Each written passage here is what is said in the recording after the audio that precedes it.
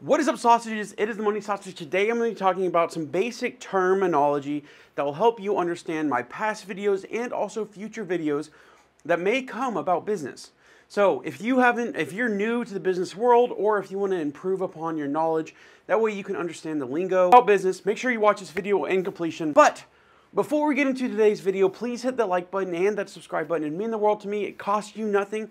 It would take a quarter of a second. And you would also be donating to the scholarship fund or the excellency fund, and it would help them out a lot. So with that being said, let's dive into today's video.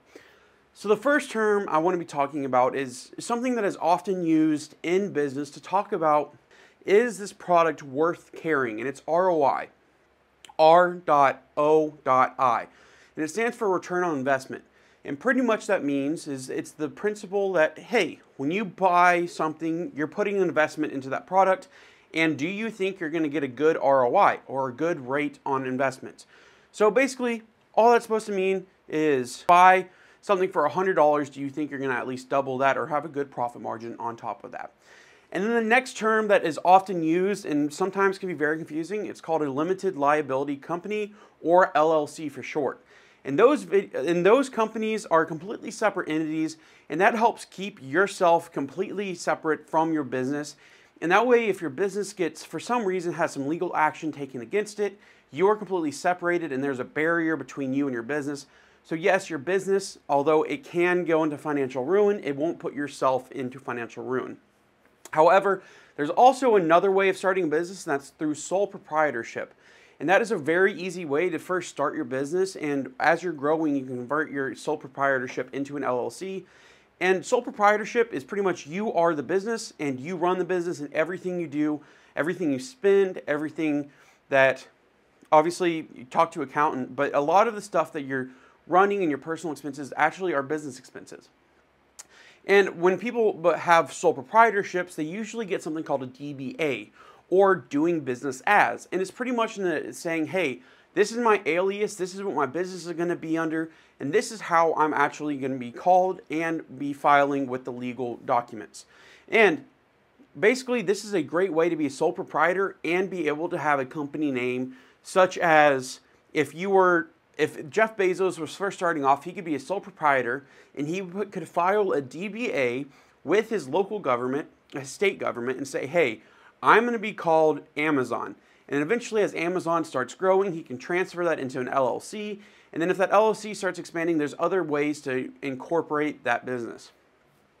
Now, also, a great way for businesses to get funding is something called a loan. Now, obviously, if you're watching this video, you probably have a good understanding of what loans are. But for those of you that don't know, a loan is pretty much a bank saying, hey, we'll give you this money, however, you have to pay us interest. And interest is something to where it's a set percentage that you have to pay every single month or every single year back on return of that, on top of that money. So if they give you $100 and they'll say, okay, we'll give you $100 with 15% interest, that means when you pay them back at the end of the year, you have to pay them $115.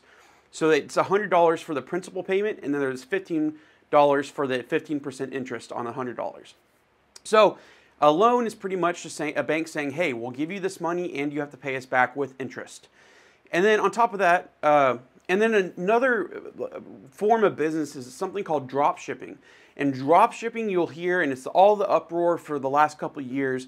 And pretty much what dropshipping is you don't hold the inventory. Someone else holds and manages the inventory and ships it for you. But you are the one that is putting together everything, and you are creating sales, and then you're also putting order production, and you're just sending it to the person that has the inventory, and they're shipping it for you.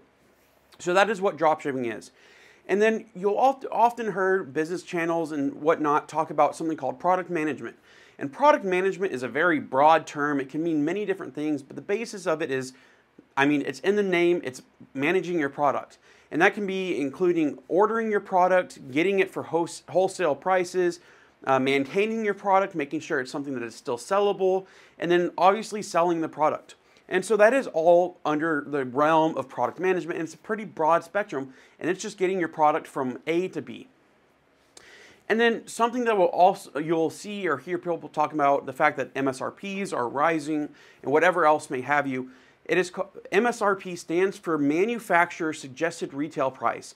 And that is pretty much, if you see MSRPs increasing, that means that the cost of producing said product is actually increasing. So it's going to be, which is a form of inflation, and MSRPs is a great way to actually track inflation. But MSRPs are what wholesalers give to, or manufacturers and wholesalers give to retailers to say, hey, in order to keep the market competitive and to have a pretty good profit margin, use these prices. That way your business can be secure. Okay, and these next couple terms are what you're going to be see if you're looking into a stock and you want to just see what the company is doing. And these terms are revenue, expenditure, and profit. Now, what is revenue? Revenue is pretty much just the money that is coming into the company, into the bank account, and what is funding the business. Then the expenditure is money that is going outbound from the account. So anything such as shipping products out to customers, boxes to ship things in, paying employees, paying subcontractors, paying anything. Anything you pay for is considered an expenditure. Now, profit is what the difference is between revenue and expenditure. So it's revenue minus expenditures. Whatever is left over is your total profit. And that's what you're going to be seeing when people talk about the profit margins. If their expenditure, or if they pay $100 for a product, but they're selling it for $130, they're roughly making 30% profit margin because they're making $30 on their $100 of investment.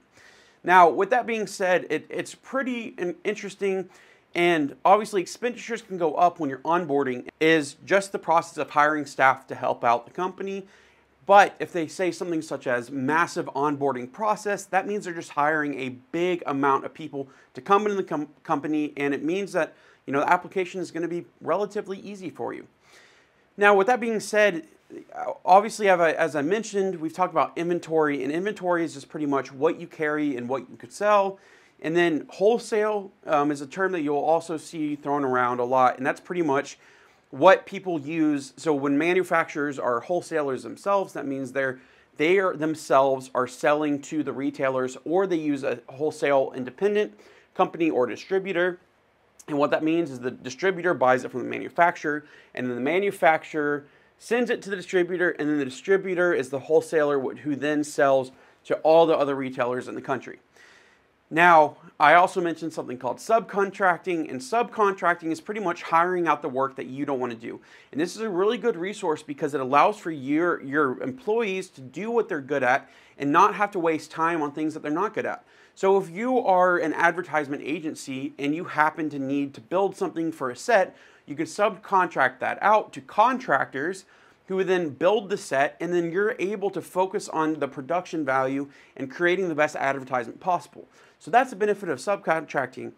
And if there's any other terms that you may not know of, Google is an amazing thing, and so is YouTube. But this is a pretty broad overview of some topics and some terms you may see when you're starting your own business, and as well when you are going out and starting to look into stocks and companies that you want to buy into.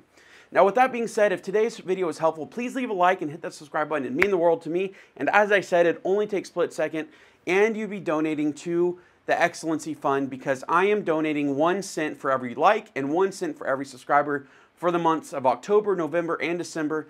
And with that being said, you'd be helping them out. And that is all I have for you today. It is Money Sausage signing out. See ya!